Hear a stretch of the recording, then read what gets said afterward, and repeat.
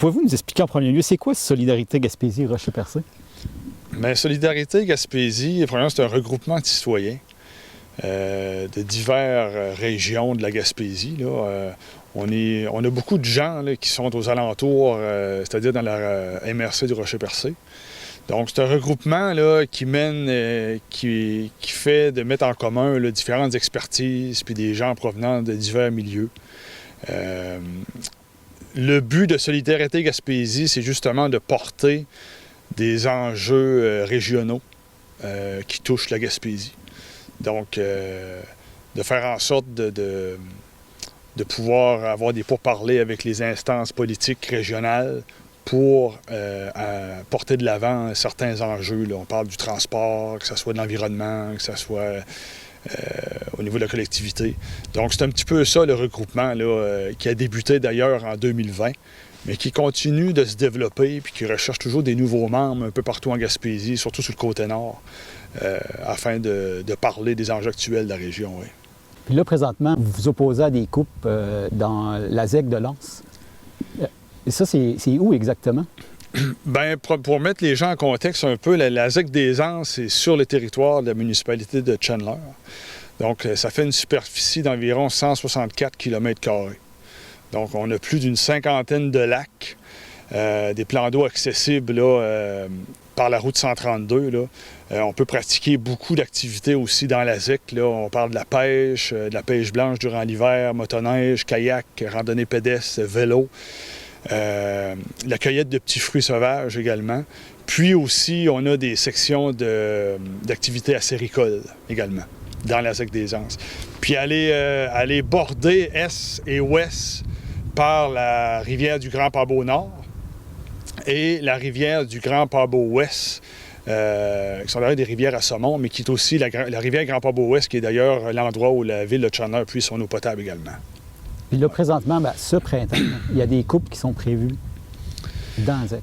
Oui, bien, en fait, tout a débuté là, vers la fin de l'été 2020, lorsque le directeur de la ZEC des Anses, M. Douglas Murphy, s'est rendu compte qu'il y avait des agents du ministère des Forêts, Faune et Parcs qui faisaient des prélèvements techniques sur le terrain. Donc, M. Murphy a alerté, si on peut dire, là, M. Denis Michaud. Alors, Denis Michaud, qui est un ancien agent de conservation de la faune, puis qui connaît très bien le territoire. D'ailleurs, il y a déjà eu un territoire de trappe, là, il y a plusieurs années de ça dans le secteur. Donc, il marche depuis longtemps. Pour effectivement se rendre compte que suite à une demande d'information auprès du ministère puis à la loi de l'accès à l'information pour avoir les zones de coupe précises dans la ZEC des Anses, qu'il y avait effectivement un octroi de coupe forestière qui était dû pour le printemps 2021, c'est-à-dire très bientôt. Là.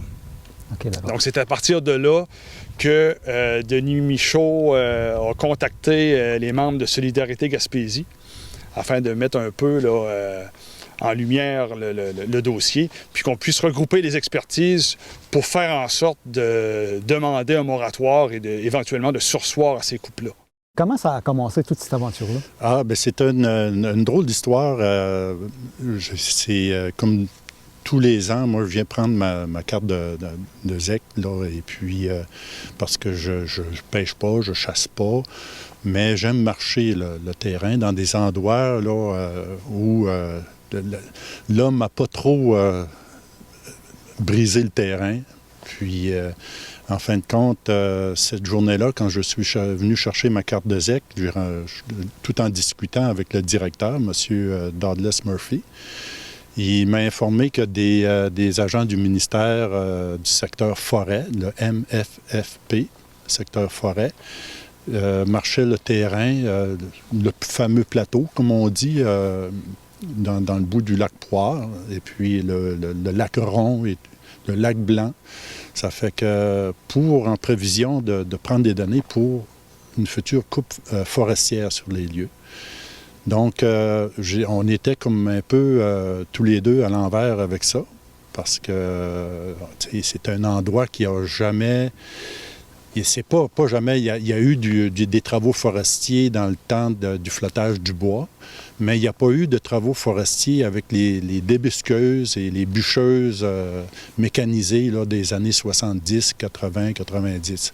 Oui, à l'ouest du lac Sept-Îles, mais sur le plateau, il n'y en a pas eu.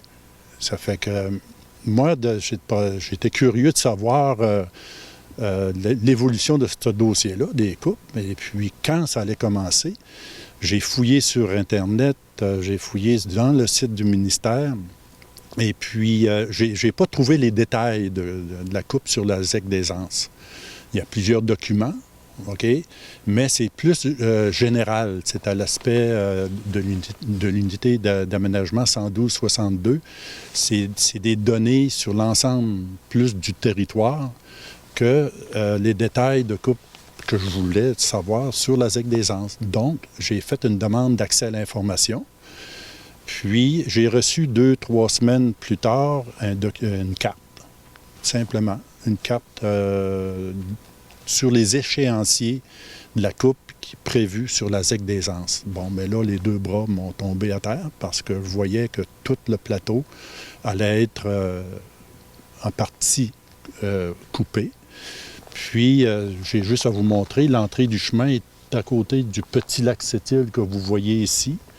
Et puis, l'entrée du secteur de coupe, elle est débutée, là, droite, en partie, là, droite à côté du lac.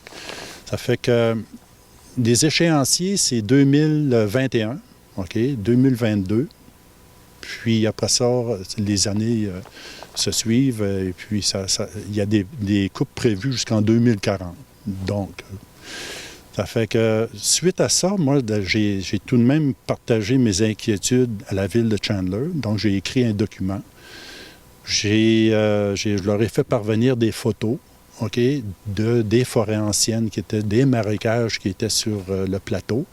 Et puis, la problématique, oui, la forêt, mais je pense que la grande problématique, c'est l'eau.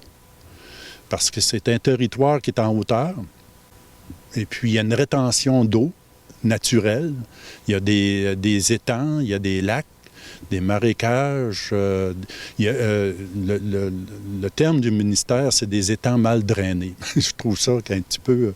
On dirait que c'est pas une qualité, là, mais nous, on dit des étangs. Ou des marécages. Puis il y a une bonne rétention d'eau dans ces étangs-là. Ça fait que, oui, la coupe de bois, c'est une affaire, mais si on ne protège pas notre eau potable, ça, c'est le grand problème que j'ai soulevé à la ville de Chandler et la MRC du Rocher de Percé. Il y a eu une approche faite au niveau de la ville de Chandler pour un peu les mettre au courant là, des coupes à venir. La ville de Chandler a soumis une résolution pour demander au ministère de surseoir aux coupes forestières, ainsi que la MRC du Rocher-Percé également. Donc, tout s'est déroulé très rapidement et on a eu une bonne cohésion entre le regroupement citoyen Solidarité Gaspésie et les instances politiques du secteur. Puis, par la suite, ça a mené également à une rencontre avec le ministère des Forêts. Je vous dis ça parce que c'est tout récent, là. Suite à cette rencontre-là, il y a eu... on nous a accordé un délai. C'est-à-dire que le ministère des Forêts nous a accordé un délai jusqu'à l'automne afin d'avoir le temps d'étudier le secteur puis de faire en sorte de le protéger. Parce qu'on continue quand même à demander de surseoir aux coupes complètement dans la zone où il y a eu des octrois pour les coupes forestières. Mais au moins, là, il semble avoir au moins une ouverture du côté du ministère. Oui, en fait, c'est pas une victoire, mais oui, il y a eu une ouverture parce que suite à la rencontre qu'on a eue via Zoom, le ministère s'est effectivement rendu compte que c'est une zone très sensible, puis qu'il manquait un peu de données. Le processus de consultation avait un peu de laxisme, parce que il faut comprendre que lorsqu'on a fait en sorte d'informer les instances politiques, personne n'était au courant. Là. Okay? On comprend que lorsqu'on met on octroie des coupes forestières comme ça doit passer par une table, c'est-à-dire qu'on appelle la table TGIT, la table de gestion intégrée des ressources et du territoire, qui regroupe plusieurs personnes du milieu. Puis, par la suite, on met en place un PAFIT, c'est un plan d'aménagement forestier intégré tactique, qui inclut des consultations publiques. Par contre, lorsqu'on regarde le premier document du PAFIT, la consultation publique qui a eu lieu en lien avec la coupe forestière, qui a eu lieu en 2017-2018, parlait de la coupe forestière de la zone, c'est-à-dire la 112-62, qui est une zone beaucoup plus large, mais rien en lien avec la ZEC des Anses. C'est-à-dire qu'on ne voyait pas d'informations, puis il n'y avait pas eu vraiment de questions en lien avec la ZEC des Anses. Les seules questions qui avaient été soulevées visaient justement l'intégrité du territoire, puis l'importance de la protection des bassins hydrographiques, ce qui est d'ailleurs le cas pour le plateau là, où la zone de coupe va avoir lieu. Mais la seule réponse qu'on a en lien avec cette question-là, c'est une réponse de substance qui dit que le ministère va faire en sorte de respecter les lois et règlements en vigueur. Donc, la dernière consultation publique qu'il y a eu en 2019 par après, via le document du PAFIO, c'est-à-dire Plan d'aménagement forestier intégré organisationnel, bien là, il n'y a aucune question qui est soulevée en lien avec la zone de coupe et encore moins avec la ZEC des Anses. Si on fait le tour du plateau puis on compte les ruisseaux, il y en a près d'une 60aine qui se déversent dans le Grand Lac Long, dans le Grand Lac Sept-Îles, dans la rivière du Grand Port-Beau-Nord, une partie du ruisseau Rankin dans la rivière du Ouest. Et puis, c'est ceinturé par des plans d'eau, des ruisseaux et des lacs. C'est un territoire exceptionnel au niveau physique. Et puis, il y a une complexité hydrographique très intéressante. Donc, si on change quelque chose, si on bûche à la grandeur du territoire, bon, on vient tout modifier l'aspect hydrique de nos lacs, de nos rivières, de notre rétention d'eau, de la sédimentation qui va se produire dans nos frayères. Donc, c'est pas nous qui le dit ça, c'est des documents qu'on a pris connaissance, on a lu sur le Conseil de l'eau, le plan directeur, le cycle de l'eau est très bien expliqué. Donc, je pense, puis il y a aussi la proximité du village, de la ville de Chandler. Parce que la ville de Chandler puise son eau potable dans la rivière du Grand Port-Beau-Nord et aussi un puits de surface à la rivière du Grand Port-Beau-Ouest qui sert le secteur de Newport. Ça fait que tout ça, bien, ça fait comme boule de neige. Tranquillement, bien, moi, je me disais, je ne peux pas me lancer seul là-dedans. C'est très sérieux. Et puis, c'est là que j'ai fait appel, où j'ai rencontré, après les fêtes, le comité Solidarité Gaspésie. Et puis, à partir de ce moment-là, bien, on a informé les gens tranquillement. On a informé le ministère, tous les documents, les ministres, sous-ministres. Et puis, je pense qu'il y a une prise de conscience qui s'est effectuée vraiment, là. Et puis, la population, présentement, ne veut pas de cette coupe-là. Parce que c'est la seule forêt intacte qui nous reste en arrière de Chandler. Si je dis la forêt intacte, c'est... je parle un peu d'historique, là. C'est qu'avant, on avait, oui, des industries. Hein? On avait la Gaspésia. Avant la Gaspésia, mais au début, là, ce qui a fondé Chandler, c'est la compagnie de pulpe de Chicoutimi. Ils ont construit des barrages pour les machines à papier, les machines de pâte et papier. Donc, ça prend beaucoup d'eau. Le lac Sept-Îles, c'est un des plus grands lacs dans le secteur sud de la Gaspésie. Pourquoi? Parce qu'il y a 2 barrages. Et puis, il y a un barrage qui a été construit en 1920. Le deuxième a été construit en 1974. Et puis, lui qui a été construit en 1974, il a été refait en 2014. Donc, la complexité de la modification qui a été faite par les industries rend très sensible le niveau hydrique, le secteur hydrique de la région. L'inquiétude qui a mené à ce dossier-là, c'est que la zone de coupe est située sur un plateau qui est à peu près accessible à 15 minutes de Chandler, qui est très à proximité de la ville. Donc la zone de coupe, là, c'est un immense plateau avec des zones qui peuvent culminer jusqu'à 300 mètres d'altitude. Donc c'est un énorme bassin hydrographique de multiples plans d'eau qui sont tous interreliés, OK? Puis qui agissent en fait comme une grosse éponge de rétention. Okay? Dans ce plateau-là, on a de nombreux influents qui s'acheminent vers le lac Sept-Îles, puis les deux rivières principales à saumon, qui est la Grand Pabot Ouest et la Grand Pabot Nord. Donc, c'est une zone qui est assez particulière parce qu'on y retrouve des forêts anciennes, ainsi que de nombreuses cédrières qui, d'ailleurs, se développent à proximité de milieux humides.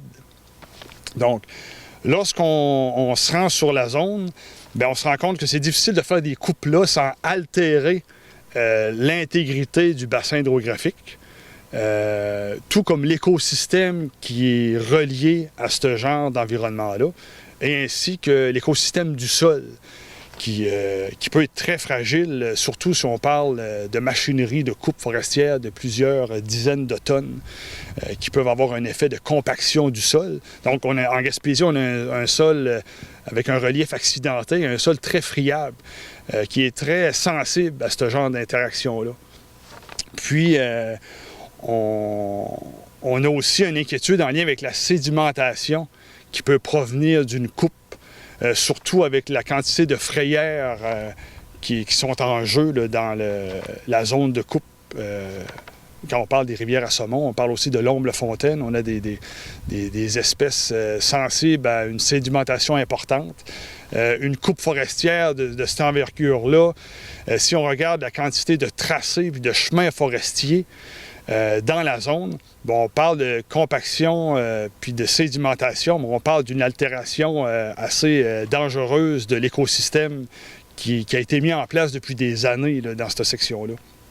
Parce que on parle de forêts anciennes, mais on parle d'une zone de coupe qui a toujours été épargnée par les compagnies antérieures, c'est-à-dire avant la Gaspésia. Les compagnies faisait flotter le bois via les rivières jusqu'à ce que ça soit interdit dans les années 70. Mais cette zone-là n'a jamais été coupée. Donc, on serait porté à croire que les compagnies antérieures auraient compris l'importance puis le rôle que jouait le bassin hydrographique dans la régularité du débit des eaux avec la quantité de plans d'eau qu'on retrouve sur la ZEC. Donc, outre son rôle d'éponge, on a aussi un rôle de filtre qui peut, à notre avis, de façon inquiétante, peut être gravement impacté par une coupe de cette ampleur-là là, sur cette zone-là. L'année passée, 80 mm d'eau, près de 80 mm d'eau, ça a occasionné des bris dans le chemin de la ZEC, près du lac Sept-Îles. Il y a eu une inondation un peu partout dans la Gaspésie, hein, on ne s'en cache pas. Tout le monde, même dans la baie des Chaleurs, Gaspé et tout. Et puis ici, mais le barrage de 1920 est cédé. Donc, les gens qui ont des chalets ici dans les alentours trouvaient drôle que le ruisseau du lac Sept-Îles ne montait pas plus qu'il faut, mais c'était parce que le barrage avait cédé au sud du lac. Donc, si on pense à la déforestation, OK, toutes les surfaces qui vont être éliminées, les arbres vont être enlevés, on parle qu'il n'y aura plus de rétention d'eau. Donc, on arrive avec une pluie diluvienne encore, il va y avoir des coups d'eau impressionnants. Donc, est-ce que le barrage encore du côté sud du lac Sept-Îles va tenir? On a peur que le lac se vide. Et puis, si le lac Sept-Îles se vide, c'est le lac le plus important pour la ZEC des Anses, pour la pêche à la truite. Donc, c'est inquiétant. Puis la ville de Chandler nous appuie, puis on les remercie. La MRC du Rocher-de-Percé ont peut-être compris le problème que cette déforestation-là va occasionner sur notre eau. Il ne faut pas oublier que ce réservoir-là, du lac Sept-Îles, ça a été construit pour faire une réserve d'eau pour les machines à papier. Donc, puis on pense aussi que ces compagnies-là, le problème du plateau, pour lequel ils n'ont pas touché, mais c'est parce qu'ils exerçaient une rétention de l'eau. Et puis, s'il y aurait coupé dans ce temps-là, ce plateau-là, mais ça aurait eu une incidence sur le réservoir du lac Sept-Îles. Puis, donc, l'usine aurait probablement manqué d'eau.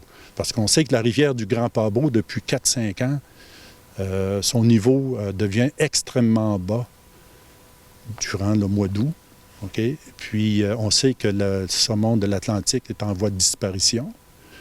Donc, si on ne lui donne pas une chance, si on ne garde pas cette éponge-là intacte, mais ça a des incidences sur nos écosystèmes, la biodiversité et tout ce qui s'ensuit. En fait, l'eau est très importante. C'est d'une importance pour la vie.